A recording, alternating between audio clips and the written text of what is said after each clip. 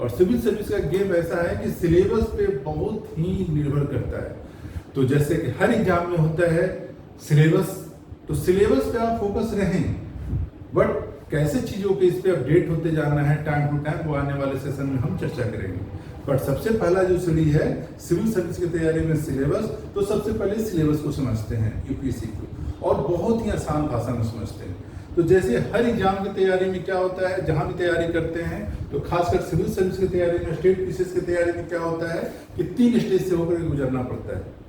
Prelims examination, mains examination और last में interview या पर्सनालिटी टेस्ट। तो इसी तरह से यूपीएससी में भी 3 स्टेज से होकर गुजरना पड़ता है हर कैंडिडेट को। सबसे पहले first of all prelims examination, प्रारंभिक परीक्षा, मुख्य परीक्षा और लास्ट में इंटरव्यू या पर्सनालिटी टेस्ट।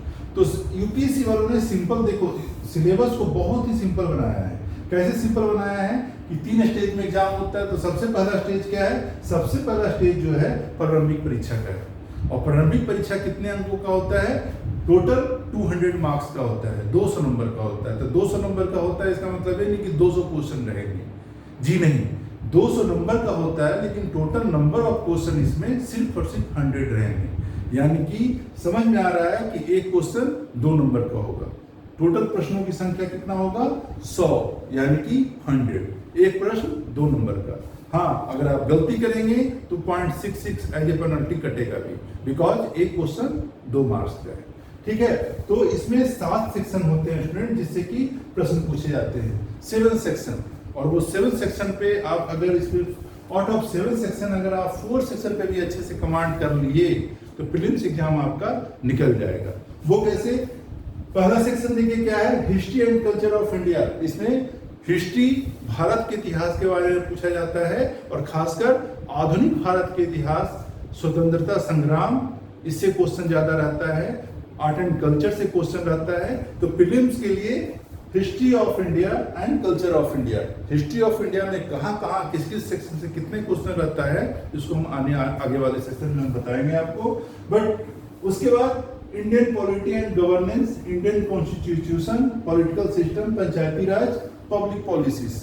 इसमें 2-3 सेक्शन ऐसे जुड़े हुए हैं जो कि करंट से कोरिलेट करता है ना। और बाकी कुछ बेसिक्स है, जैसे इंडियन कॉन्स्टिट्यूशन, ये बदलने वाला नहीं है, ज्यादातर स्टैटिक क्वेश्चन इससे ही आते हैं। इसमें भी अपडेट होता है टाइम टू टाइम, बट ज्यादातर क्वेश्चन आपका स्टैटिक पार्ट ही होता है। तो दूसरा जो है वो भारतीय संविधान से क्वेश्चन होता है।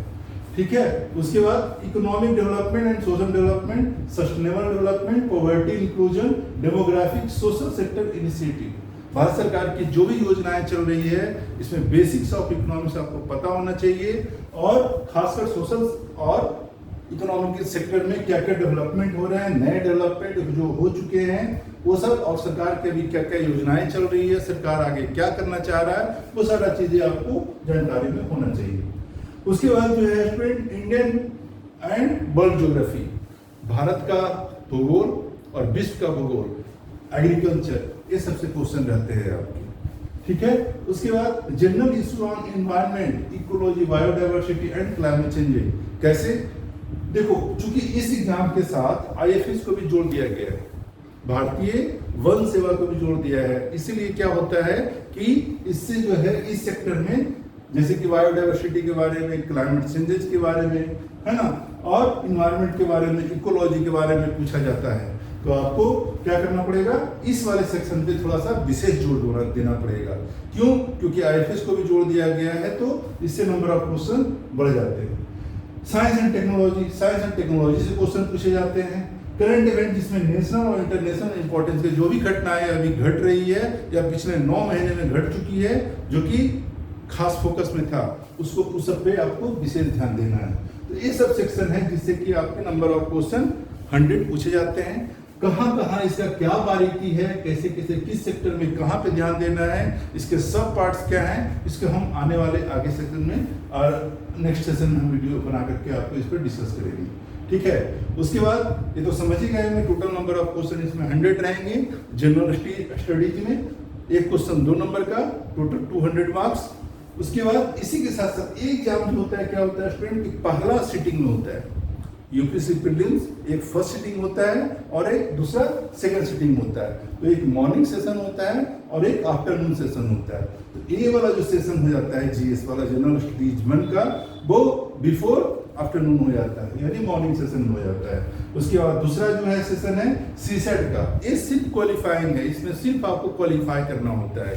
इसका जो नंबर है वो कहीं नहीं ऐड होता है, ना मेरिट लिस्ट में, ना प्रीलिम्स में, ना मेंस में, कहीं इसका नंबर ऐड नहीं होता है। और सेकंड सिटिंग में इसका एग्जाम होता है, जैसा मैंने बताया उसमें 200 मार्क्स का एग्जाम होता है, इसमें भी 200 मार्क्स का एग्जाम होता है। टोटल नंबर ऑफ क्वेश्चन कितने होते हैं इसमें टोटल नंबर ऑफ क्वेश्चन होते हैं 80, बट मार्क्स कितना होता है 200 मार्क्स, यानी 80 क्वेश्चन 200 मार्क्स कैसे? तो एक क्वेश्चन 2.5 मार्क्स का, 1 क्वेश्चन 2.5 मार्क्स। इसमें भी पेनल्टी है, जैसे जीएस पेपर 1 में पेनल्टी है, उसी तरह इसमें भी पेनल्टी है। अगर आपका एक गलत हो जाएगा तो उसी रेशियो में नंबर आपका कटेगा, ठीक है।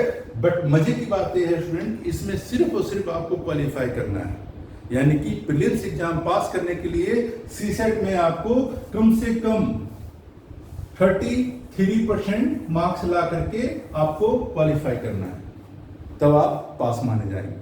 और इसमें होता क्या है, सिंपल कॉम्प्रिहेंशन होता है 10th लेवल का, होता क्या है, बेसिक न्यूमेरेसी होता है, डेटा इंटरप्रेशन से क्वेश्चन पूछता है, लॉजिकल रीजनिंग होता है, वर्बल रीजनिंग होता है, नॉन वर्बल रीजनिंग होता है। तो इसमें अगर थोड़े से सेक्शन पे आप जैसे कॉम्प्रिहेंशन पर, न्यूमेरिकल पर, वर्बल रीजनिंग पर, नॉन वर्बल रीजनिंग पर अगर आप कमांड कर लेते हैं और रेगुलर प्रैक्टिस कर लेते हैं तो 33% मार्क्स लाना कोई बहुत ज्यादा टफ काम नहीं है स्टूडेंट, ठीक है। ये हो गया, तो सेकंड पार्ट में ये हो गया। जैसे ही लगभग आपका प्रीलिम्स में 200 मार्क्स का आपने दिया जीएस पेपर पर, स्कोरिंग कौन सा है, फर्स्ट पार्ट यानी कि जीएस पेपर 1। सेकंड पार्ट जो है ये क्या है, ओनली क्वालिफाइंग, तो इसका मार्क्स कहीं नहीं देखा जाता है, सिर्फ 33% मार्क्स, यानी आउट ऑफ 200 ओनली 66 मार्क्स, यानी सिर्फ 66 नंबर की आपको जरूरत है इसमें क्वालिफाई करने के लिए। सी सेट में सिविल सर्विसेज एप्टीट्यूड टेस्ट, इसको बोला जाता है सिविल सर्विसेज एप्टीट्यूड टेस्ट, ठीक है। तो आप इसमें भी पास कर गए और इसमें हंसते खेलते पास हो जाते हैं स्टूडेंट। ये प्रैक्टिस, थोड़ा सा स्ट्रेटजी, थोड़ा सा अच्छा सा अभ्यास कर लिया, इसमें निकल जाते हैं। मेन जो इशू है आपका जीएस पेपर 1 जो कि प्रीलिम्स का जो जनरल स्टडीज है उसमें आपको, तो आउट ऑफ 200 मार्क्स अगर प्रीलिम्स में 95 to 105, अगर 95 से लेकर 105 के बीच में अगर नंबर आप उठा लेते हैं तो आप क्वालिफाई माने जाते हैं।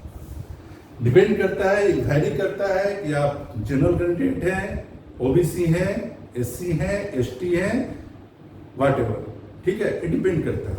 बट अगर आप 110 सिक्योर कर लेते हैं प्रीलिम्स के जीएस में तो आप अश्योर रहिए कि आप मेंस लिखने जा रहे हो, ओके। तो ये एक स्ट्रेटजी से आने वाले सेशन में हम इसको भी डिस्कस करेंगे कि कैसे 120 नंबर आ जाए। तो 120 नंबर कैसे आएगा उसके बारे में आने वाले सेशन में हम बात करेंगे। तो अगर 110 भी अगर आपका आ रहा है प्रीलिम्स में तो आप सेफ जोन में हो, यानी कि आप मेंस लिखने जा रहे हो। ओके स्टूडेंट, अब नेक्स्ट स्टेप के बारे में बात करते हैं। नेक्स्ट स्टेप जो है वो क्या है, मुख्य परीक्षा का है। तो मुख्य परीक्षा का है, तो मुख्य परीक्षा कितने नंबर का होता है, मुख्य परीक्षा टोटल होता है 1750 नंबर का, 1750 नंबर का मुख्य परीक्षा होता है। तो जिस तरह आपने ग्रेजुएशन में, इंटर में लिखित परीक्षा दिया था, कॉपी लिखा था 3-3 घंटे बैठ के, उसी तरीके से इसमें भी एग्जाम होता है। वो कैसे, इसमें जो होता है स्टूडेंट, इसमें जो है जीएस पेपर 1, 2, 3, 4 ऐसे करके डिवाइड किया गया है। एसए पेपर, फिर एक विषय आपको चॉइस का ऑप्शन रखना पड़ेगा और क्वालिफाइंग हिंदी इंग्लिश भी देना पड़ेगा। वो कैसे, डिटेल में हम बात करते हैं, ओके। वो कैसे, इस तरह से देखते हैं, यस। इसमें मुख्य परीक्षा में 1750 अंक में GS paper 1, general studies paper 1, GS paper 2, GS paper 3, GS paper 4 और एक एसए पेपर होता है। और क्या होता है, एक वैकल्पिक विषय, मतलब एक विषय अपने चॉइस से आपको सिलेक्ट करना होता है। टोटल 33 सब्जेक्ट हैं स्टूडेंट, उसमें से एक विषय आपको अपने चॉइस का रखना है, सिर्फ एक विषय। आप लोग बहुत अच्छे समय में आए हो आज कि आपको सिर्फ एक विषय चॉइस करना है। एक समय था कि यहाँ पे 2-2 विषय रखना होता था और 2-2 विषय के भी 2-2 पार्ट्स। तो देख लो कितना ज़्यादा टफ होता था एक समय। अब अच्छे समय में आप लोग आए हो कि आपका सिलेबस बहुत आसान है। तो सिंपल भाषा में समझो कि आपका जो मुख्य परीक्षा है टोटल 9 पेपर में होगा, 9 पेपर देना है। जिस तरह से आपने मैट्रिक में दिया था ना, इंटर में दिया था ना, ग्रेजुएशन में दिया था ना, तो उसी तरीके से यहाँ मान के चलो कि 9 सब्जेक्ट का एग्जाम देना है, 9 सीटिंग में देना है, 9 पेपर एग्जाम देना है। कैसे? पहला जो पेपर होगा वो जीएस पेपर 1 बोलते हैं इसको, यानी जनरल स्टडीज पेपर 1। तो जनरल स्टडीज पेपर 1 में क्या होता है, कुछ विषय हैं, कुछ ऐसे विषय हैं जिससे कि नंबर ज्यादा उठता है। इसमें ज्यादा डायनेमिक होने की जरूरत नहीं है, ये बहुत ही स्टैटिक पोर्शन है। इसमें अगर आप किताबी थोड़ा सा ज्ञान अर्जित कर लीजिए तो अच्छा नंबर हासिल कर सकते हैं। इसमें कैसे कितना नंबर हासिल करेंगे वो हम आने वाले सेशन में आपको डिस्कस करेंगे, बट तो अभी सिलेबस देख लेते हैं। तो जीएस पेपर 1 पहला पेपर कितना होता है, 250 नंबर का होता है। दूसरा पेपर कितना होता है, 250 नंबर का होता है। तीसरा पेपर 250 नंबर, चौथा पेपर 250 नंबर, पांचवा पेपर 250 नंबर, और एक जो वैकल्पिक विषय जो आपने अपने मनपसंद का विषय रखा था वो 500 नंबर का होता है। 250 पार्ट का 2 पेपर होता है, 2 पार्ट होता है, और एक 500 मार्क्स का होता है। उसके बाद क्वालिफाइंग हिंदी होता है और क्वालिफाइंग इंग्लिश होता है। क्वालिफाइंग हिंदी और इंग्लिश क्या है, जिस तरह से 10th लेवल में आपने 10th में क्या किया था, हिंदी और इंग्लिश पढ़ा था आपने, समान हिंदी और समान अंग्रेजी, उसी तरह से इसमें भी पेपर होता है और इसमें सिर्फ क्वालिफाई करना है। यानी कि अगर 300 मार्क्स का है तो इंग्लिश में आपका 300 में अगर आप 75 मार्क्स राउंड ले आते हैं तो क्वालिफाई कर जाते हैं। हिंदी में अगर 90 मार्क्स के आसपास आ जाता है आपका तो क्वालिफाई कर जाते हैं आउट ऑफ 300 मार्क्स। तो आपको ज्यादा इसमें हेडक लेने की जरूरत नहीं है स्टूडेंट, बिकॉज जो समान हिंदी या समान इंग्लिश इसीलिए होता है कि आप ऐसे सेवा में जा रहे हैं जहां पे आपको हिंदी से भी पाला पड़ेगा और इंग्लिश से भी पाला पड़ेगा। तो कम से कम हर स्टूडेंट में, हर अभ्यर्थी में समान हिंदी का नॉलेज होना चाहिए। अगर आप भारत में रह रहे हैं और आपको राष्ट्रभाषा नहीं पता तो कहीं ना कहीं गड़बड़ है। तो समान हिंदी आपको जानना चाहिए और इसका जो स्टैंडर्ड है वो 10th स्टैंडर्ड का होता है। जनरल इंग्लिश आपको पता होना चाहिए, इसका जो स्टैंडर्ड होता है वो 10th लेवल का होता है। इसमें ज़्यादा मत्था पच्ची करने की जरूरत नहीं है, इसको थोड़े से अभ्यास से आसान से क्वालिफाई किया जा सकता है। ठीक है स्टूडेंट, तो पहला जीएस पेपर में क्या होता है, इंडियन हेरिटेज एंड कल्चर। हाँ, दूसरा में क्या होता है, मॉडर्न हिस्ट्री, आधुनिक भारत का इतिहास, वर्ल्ड हिस्ट्री, विश्व इतिहास, geography of India and world, Indian society. यानी कि इतने सारे सब्जेक्ट के बारे में स्टडी करना होता है। अब इतने सारे स्टडी देख करके आप सोच रहे होंगे कि अरे बाप रे बाप, इतना सारा विषय पढ़ेंगे और उसके बाद आगे इतना पढ़ेंगे। घबराने की जरूरत नहीं है स्टूडेंट, आपको देखो दिखने में लग रहा है कितना बड़ा है। इंडियन हेरिटेज एंड कल्चर में है, दिखने में लग रहा है बहुत बड़ा सेक्शन है, बट जो मुख्य परीक्षा में जो प्रश्न पूछे जाते हैं वो कुछ ही खास सेक्शन है जहां आपको अपडेट रहने की जरूरत है। उतना जानकारी आपके पास होना चाहिए मेंस लिखने के लिए। मॉडर्न हिस्ट्री बहुत बड़ा है स्टूडेंट, बहुत बड़ा। अगर उसके पछड़े में पढ़ोगे तो आप मेंस नहीं लिख पाओगे। लेकिन मॉडर्न हिस्ट्री में कुछ खास सेक्शन है, राष्ट्रीय आंदोलन में कुछ खास सेक्शन है, जहां से आपको अगर अच्छे से समझ डेवलप कर लिया तो आप मुख्य परीक्षा में मॉडर्न हिस्ट्री वाले क्वेश्चन को अच्छे से सोल्व कर सकते हैं। विश्व इतिहास कभी क्वेश्चन पूछता है, कभी नहीं पूछता है, कभी कभी एक आध क्वेश्चन पूछ के छोड़ देता है। तो अगर आप वर्ल्ड हिस्ट्री में डूबने जाएंगे तो वर्ल्ड हिस्ट्री भी इतना बड़ा है कि आपको डुबा डुबा के मारेगा। तो वर्ल्ड हिस्ट्री में भी नहीं डूबना है। क्या करना है, वर्ल्ड हिस्ट्री में 3 ऐसा सेक्शन है जहां से क्वेश्चन पूछते हैं, तो उस 3 सेक्शन पे अच्छे से समझ के, अच्छे से पढ़ करके मेंस लिख के आएंगे। Geography of India and world, agriculture पे ज्यादा ध्यान देता है। इस पे एग्रीकल्चर से रिलेटेड चीजें जो सेक्टर है उस पर बहुत ज्यादा ध्यान देता है और पिछले 2 सालों से एग्रीकल्चर से रिलेटेड क्वेश्चन बहुत ज्यादा रेज हो रहा है स्टूडेंट। तो आज इंडिया में क्या हो रहा है, एग्रीकल्चर में क्या डेवलपमेंट है ना, ये सब चीजों पे बेसिक नॉलेज आपके पास ज्योग्राफी का होना चाहिए, बट एग्रीकल्चर पे ज्यादातर क्वेश्चन आ रहे हैं। इंडियन सोसाइटी जो है आपका एनसीईआरटी बुक में है, तो एनसीईआरटी बुक को अगर आप बेसिक के लिए पकड़ लो और उसके बाद द हिंदू न्यूज़पेपर से जो भी अपडेट मिल रहे हैं आपको, तो सोसाइटी वाले क्वेश्चन को लिखने में आपको ज्यादा दिक्कत महसूस नहीं होगा। ठीक है, तो 250 नंबर का एक पेपर होता है। दूसरा पेपर होता है जीएस पेपर 2, जिसमें क्या होता है, Indian polity, governance and constitution, social justice और इंटरनेशनल रिलेशंस। ये जो सेक्शन है स्टूडेंट, देखने में ऐसा लग रहा है कि सब मिलता जुलता है एक दूसरे से। अगर आप इंडियन पॉलिटी पढ़ोगे तो गवर्नेंस उसी के साथ है, कॉन्स्टिट्यूशन अलग तो है नहीं, सोशल जस्टिस उसी के साथ जुड़ा हुआ है, और इंटरनेशनल रिलेशंस, अभी देश दुनिया में क्या हो रहा है, भारत का इजराइल के साथ कैसा संबंध है, इजराइल क्या सोचता है भारत के बारे में, भारत को इजराइल से क्या फायदा है ना, या नेपाल के साथ हमारा कैसा रिश्ता है, चीन के साथ हमारा कैसा रिश्ता है, क्या क्या इशू चल रहे हैं किस देशों के साथ, तो चीजें आपको अपडेट करनी पड़ेगी। हाँ, ये चीज है इसमें, इंडियन कॉन्स्टिट्यूशन का आपको भारतीय संविधान की जानकारी अच्छे से होनी चाहिए, एक एक आर्टिकल। अब आर्टिकल ऐसा नहीं है कि याद करना है या टफ है या पता नहीं। देखो आर्टिकल क्या है ना, सिंपल शब्दों में इसको समझो कि जिस तरह से फाइल बनाते हो आप किसी चीज को स्टडी करने में, या घर में कोई फाइल फोल्डर बनाते हो, उसी तरह से आर्टिकल में एक एक चीज को संभाल करके बता दिया गया। देखो जी इस फोल्डर में है, इस फोल्डर में इस चीज की चर्चा है, इस फोल्डर में इस चीज की चर्चा है, तो ये सारी चीजें आपका आसान हो जाएगी अगर आप कायदे से पढ़ेंगे। जीएस पेपर 3 की मुख्य परीक्षा में student technology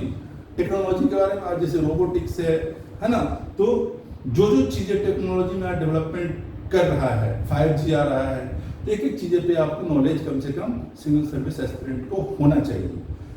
economic development, environment, biodiversity, climate changes, internal security, disaster management, सारी चीजें एक दूसरे के साथ देखो कनेक्टेड है, सारी चीजें कनेक्टेड है। कैसे? टेक्नोलॉजी जहां है वहां पे इंटरनल सिक्योरिटी है, जहां पे इंटरनल सिक्योरिटी है वहां पे कहीं ना कहीं डिजास्टर मैनेजमेंट के साथ संबंध रखता है। और डिजास्टर मैनेजमेंट ये सब चीजें जो आप देख रहे हो, ये एनसीईआरटी में पढ़ना है, क्लास 12 के एनसीईआरटी में ये सब। इसलिए बोला जाता है कि ज्योग्राफी का क्लास 11 और 12 का अगर अच्छे से आप ज्योग्राफी एनसीईआरटी कंप्लीट कर लेते हो तो सारी चीजें उसी का सिलेबस है। बाहर ज्यादा आपको ढूंढने की जरूरत नहीं है, ज्यादा प्राइवेट पब्लिशर में आपको भटकने की जरूरत नहीं है। पहला स्टेज जैसे मैंने बताया सिलेबस है, दूसरा स्टेज एनसीईआरटी है। पहला स्टेज सिलेबस, दूसरा स्टेज एनसीईआरटी, तीसरा स्टेज द हिंदू न्यूज़पेपर, चौथा स्टेज राज्यसभा टीवी, डिबेट्स हो गया, उस पर बहुत सारे आर्टिकल है वो देखना है, एक एक चीज पे वो उन्होंने संग्रह किया है। ठीक है, तो पहला स्टेज में आपने देख लिए technology. GS paper 4 ethics, integrity and aptitude, ये क्या है? देखो एथिक्स, इंटीग्रिटी, एप्टीट्यूड का जब बात करते हैं तो क्यों लाया है इसको सिलेबस में? इसीलिए लाया स्टूडेंट कि देखो अभी देखा जा रहा है कि बहुत सारे ऐसे सिविल सेवक है, बहुत सारे ऐसे ब्यूरोक्रेट्स हैं, है तो बड़े पोस्ट पर, लेकिन एथिक्स नाम का चीज नहीं है ना। बहुत सारे मामले में आ रहे हैं कि वो कहीं न कहीं पकड़ा रहे हैं, कहीं न कहीं वो घोटाला कर रहे हैं, कहीं न कहीं गड़बड़ हो रहा है, कहीं न कहीं चीज, तो चीजें सिस्टमैटिक हो, स्मूथ हो, और एक सिविल सेवक में बहुत सारी चीजें डिपेंड करता है, तो वो चीजें ना हो, एक एक छोटी सी छोटी चीज की जानकारी हो। क्योंकि देखो एक एक छोटा देखने में लगता है छोटा छोटा चीजें, लेकिन छोटा होता है ना वो एक समय आने के बाद बहुत गंभीर रूप से सामने आता है। तो उसी को डेवलप करने के लिए, सिविल सर्वेंट के एप्टीट्यूड को डेवलप करने के लिए, उसकी सोच को डेवलप करने के लिए, उसको परखने के लिए कितना डेवलप हो चुका है, ये रखा गया है एथिक्स, इंटीग्रिटी एंड एप्टीट्यूड। तो ये 250 नंबर का पेपर स्टूडेंट, अगर 250 नंबर में कोई गड़बड़ कर दिया या स्कोर नहीं कर पाया तो वो बन ही नहीं पाएगा सिविल सर्वेंट, याद रखना। और ये है क्या सिलेबस? ये कहीं आपको किताब कॉपी कहीं नहीं मिलेगा। यहाँ तक कि जब आप क्लास 1, 2, 3, 4 जैसे आपने पढ़ाई कराया तो थोड़ा थोड़ा आपको सिखाया गया होगा मोरल साइंस में, चीजें वही है बट ये डेवलप रूप में। तो एक सिविल सर्विस अधिकारी से किस तरह का मोरल, किस तरह का एथिक्स हम लोग इंडिया के पक्ष में, इंडिया की भलाई के लिए चाहते हैं, तो सारी चीज़ों को यहाँ पे प्रश्न पूछा जाता है। इसके लिए कुछ खास सेक्शन है, इसका भी सब पार्ट्स है। इसका सिलेबस जब हम लोग बारीकी से डिस्कस करेंगे आने वाले सेशन में, तो हम लोग इससे चर्चा करेंगे कहाँ से प्रश्न पूछे जाते हैं। तो 250 नंबर का ये है, लेकिन याद रखना अगर ये 250 नंबर में गड़बड़ किया किसी ने तो उसका सिलेक्शन ही नहीं होगा, इतना बड़ा गेम है। और 5वां जो क्वेश्चन है, 5वां नंबर जो है वो क्या है? एसए पेपर 250 नंबर का। एसए पेपर क्या है 250 नंबर का? एसए पेपर में क्या है फ्रेंड कि जिसका एथिक्स, इंटीग्रिटी एंड एप्टीट्यूड, यानी जिसका सोच अच्छा है वो अच्छा बोलेगा और अच्छा लिखेगा। तो एसए पेपर जो 250 नंबर का है, 2 एसए लिखना होता है, 2 सेक्शन होता है, इसमें करीब 6 क्वेश्चन होते हैं, और 6 क्वेश्चन में आपको 2 क्वेश्चन सेलेक्ट करके लिखना होता है। ये बहुत आराम है। लेकिन अगर आपका ये वाला सेक्शन पे पकड़ है, जीएस पेपर 4 पे एथिक्स, इंटीग्रिटी एंड एप्टीट्यूड वाले सेक्शन पे, तो आप इससे आराम से लिख के आ सकते हैं। और अगर आप देखो स्टूडेंट, एथिक्स जो है 250 मार्क्स का है, और एसए पेपर कितने मार्क्स का है? 250 मार्क्स का। तो टोटल कितने हैं? 500 मार्क्स। यही 2 सेक्शन है जिसमें सबसे ज्यादा आप नंबर उठा सकते हो। और जिसका ये दोनों खराब वो गेम से बाहर, वो सिलेक्शन से बाहर। तो ये दोनों पे विशेष ध्यान देना स्टूडेंट, एसए पेपर और एथिक्स इंटीग्रिटी एप्टीट्यूड और जीएस पेपर 1 और जीएस पेपर 2। अगर आपको आने वाले समय में बताऊंगा कि 4 पिलर ऑफ सक्सेस क्या है, वो 4 कौन सा ऐसा स्तंभ है जिसको हम पकड़ के चलें कि मेंस निकल जाए, चाहे वो हिंदी मीडियम का स्टूडेंट हो चाहे वो इंग्लिश मीडियम का स्टूडेंट हो, वो आसानी से निकल सकता है। सब कुछ करने के चक्कर में चलोगे, सब पकड़ने के चक्कर में चलोगे तो सब चला जाएगा।